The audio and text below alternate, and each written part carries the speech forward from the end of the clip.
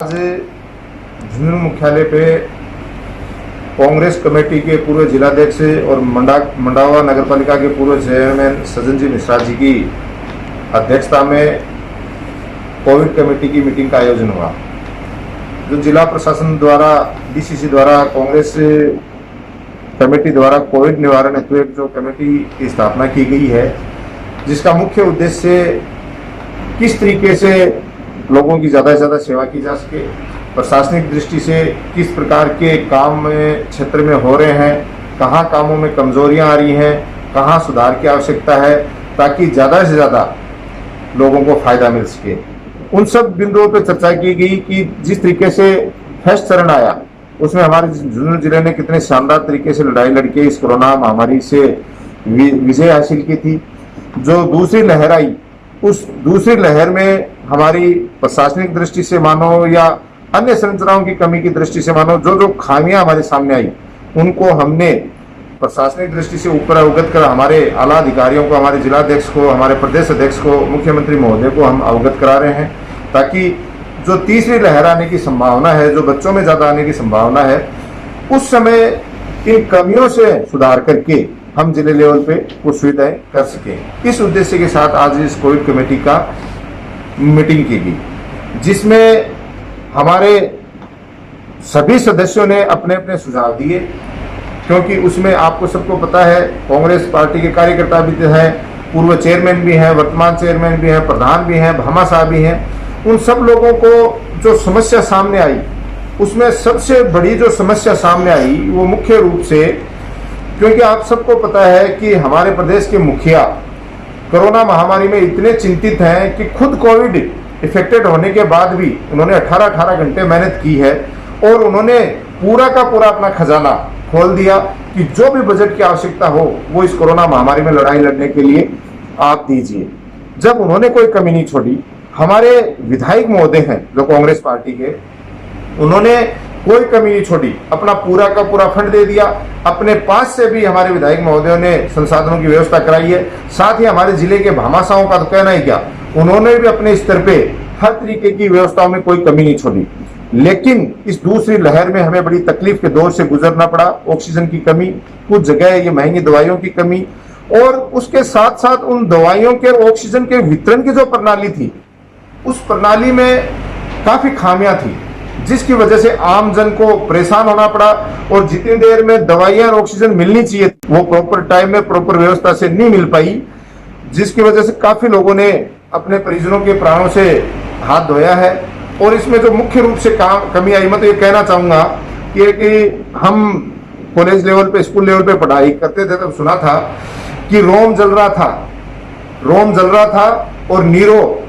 बांसुरी बजा रहा था। तो हमारे माननीय कलेक्टर महोदय साहब से भी आपके माध्यम से निवेदन करना चाहूंगा कि आज आप सबको पता है कि वीसियां चलती हैं, माननीय मुख्यमंत्री महोदय द्वारा निर्देशित किया जाता है, विभागीय वीसी चलती है, उनमें विभागीय सारी जानकारी दी जाती है। इसके अलावा जो सामने चीज आई कि हमारे कलेक्टर महोदय दोपहर से लेकर रात को 10-10, 11-11 बजे तक मीटिंगों का आयोजन कलेक्ट्रेट सभागार में करते रहे, जिसकी वजह से जिन अधिकारियों को ग्राउंड लेवल पे काम करना चाहिए था वो ग्राउंड लेवल पे जाके काम नहीं कर पाए और केवल मीटिंगों में बैठे रहे। अब मीटिंग एक अधिकारी से एक भी बाकी करनी थी और प्रशासन पूरे जिले का बैठा था। उसकी वजह से कोविड से तो परेशान लोग हुए, लेकिन इस समय गर्मी का मौसम है, अंदर बारिश, खराब मौसम रहता है, बिजली, पानी, सफाई जैसी मुख्य व्यवस्था है वो भी हमारे जिले की चरमरा गई। तो जो खामियां हैं वो हमने सबके सुझाव से लिखी हैं, और तीसरी लहर से हम किस तरीके से लड़ाई लड़ सकते हैं उसके सुझाव भी दिए हैं। जैसे आज कहीं भी कंटेनमेंट जोन घोषित कर दिया जाता है, तो हमारा सुझाव है कि उसको वहां आवाजाही पूर्णतया प्रतिबंधित की जाए, चाहे उसमें पंचायत राज के कर्मचारियों को लगाया जाए, पुलिस के कर्मचारियों को लगाया जाए, साथ ही मेडिकल विभाग की टीम लगा के कंप्लीट एरिया की सैंपलिंग होनी चाहिए। क्योंकि आज आप सबको पता है ग्रामीण क्षेत्र में कोरोना सबसे ज्यादा फैल रहा है। उसकी मुख्य जो कमी है वो यही है कि एक प्रॉपर सैंपलिंग नहीं हो पा रही, और कंटेनमेंट जोन है उनमें प्रॉपर जो कंटेनमेंट जोन के नियम है उनको लागू नहीं करवाया जा रहा है। इसके साथ ही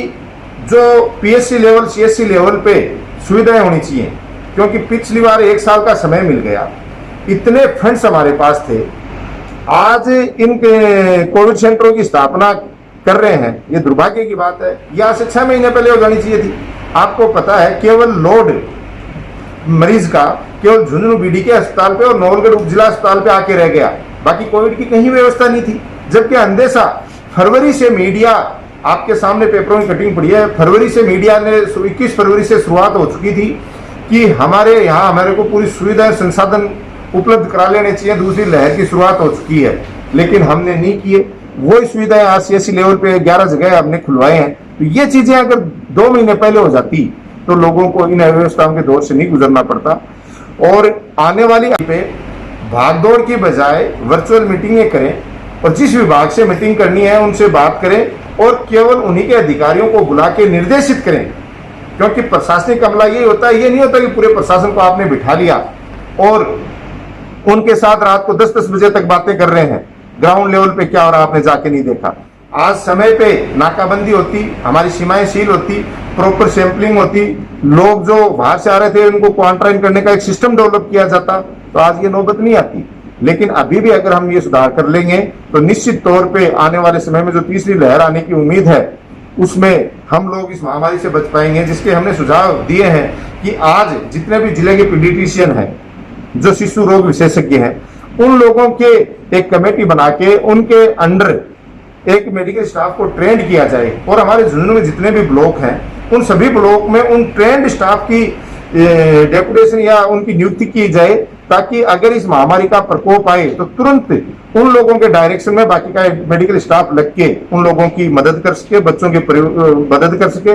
और उन सीएससी लेवल पे सभी दवाइयां, ऑक्सीजन वगैरह जो भी बेड्स की व्यवस्था है वो अभी प्रॉपर वे में जांच लेनी चाहिए, क्योंकि आपको पता है आए दिन नई नई महामारी, कभी ब्लैक फंगस आ रहा है, कभी व्हाइट फंगस आ रहा है, कभी येलो फंगस आ रहा है। तो ये महामारी का दौर अभी गया नहीं है। ये इस तरीके से जहां तक मेरा ख्याल है थोड़ा लंबा चलने की उम्मीद है। तो इसके लिए हमें हर समय मजबूती के साथ खड़े रहना पड़ेगा और बातों की बजाय धरातल पे काम करना पड़ेगा। यही मैं आपके माध्यम से कहना चाहता हूं। और ये कोई पार्टी की बात नहीं है, ये कोई जनप्रतिनिधि की बात नहीं है, ये जिले के एक आम आदमी की, क्योंकि हमने लगातार 24 घंटे जाग के लोगों की सेवा की है। और उस समय हमने अपने आप को बड़ा लाचार समझा कि ऑक्सीजन की जो कमी है, मेन चीज जो उसकी सप्लाई की, और हम खुशनसीब कितने हैं कि हमारे भामाशाह, हमारे विधायक और हमारी सरकार 24 घंटे में हर चीज देने के लिए तैयार है। लेकिन यहाँ के लोकल स्टाफ ने, लोकल प्रशासन ने इस तरीके का एक डरा बना दिया कि उस प्रक्रिया के गुजरने में कई लोगों के तो प्राण चले गए। तो उस प्रक्रिया को सरल की जाए और आम आदमी की भावना को समझा जाए और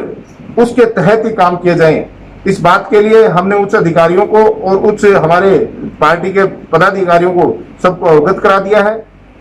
और यही मैसेज देना चाहते हैं कि झुंझुनू जिले का प्रत्येक युवा, प्रत्येक नागरिक सजग है और प्रशासन को जितना भी सहयोग चाहिए, चाहे मेहनत के तौर पे हमारे युवा तैयार हैं, चाहे भामाशाहों की जरूरत है तो हर तरीके से हमारे भामाशाह तैयार हैं। आप हमारी मदद लीजिए, पूरी हमारी कमेटी तैयार है। बाकी के भी पूरे, मैं कहना चाहता हूं, किसी पार्टी के लोग हों, इस महामारी में पूरा झुंझुनू जिला